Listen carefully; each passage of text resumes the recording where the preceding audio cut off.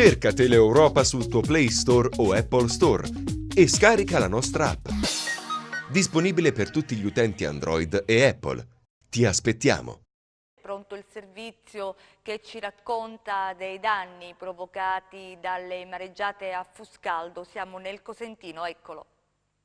Le immagini che vi mostriamo le ha girate una nostra troupe lo scorso 13 settembre in località Messinette a Fuscaldo sul Tirreno Cosentino e mostrano la mareggiata che ha distrutto parte del lungomare. Le onde forti e il mare mosso minacciavano le case, con gli abitanti preoccupati ed allarmati, cortili allagati e detriti dappertutto. Questa mattina siamo tornati a vedere la situazione e a parte il sole caldo ed il mare calmo, nulla sembra cambiato, anzi. Non si sa a chi bisogna rivolgersi più.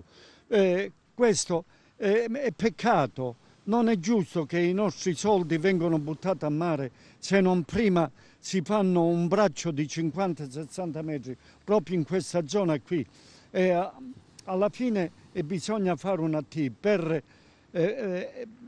infrangere le onde e poter ricostruire la spiaggia, perché avevamo 155 metri di spiaggia, oggi non c'è nemmeno mezzo metro di spiaggia e come si può vedere hanno buttato per mezzo metro, un metro, massi, questi massi vanno messi almeno per 20-30 metri per poter veramente salvaguardare le case. Non passerà quest'inverno che se non pigliano provvedimenti finiranno che vengono inghiottiti dal mare persino le abitazioni. Questa è la parete del lungomare completamente erosa dall'acqua e a rischio nuovi crolli. Servono barriere di protezione, le cosiddette T, che potrebbero in qualche modo limitare i danni provocati dalle mareggiate. Gli allagamenti continuano a creare disagi agli abitanti della zona, che sono costretti a impiegare risorse economiche e non solo per contenere i danni causati dalla forza del mare. È una vergogna.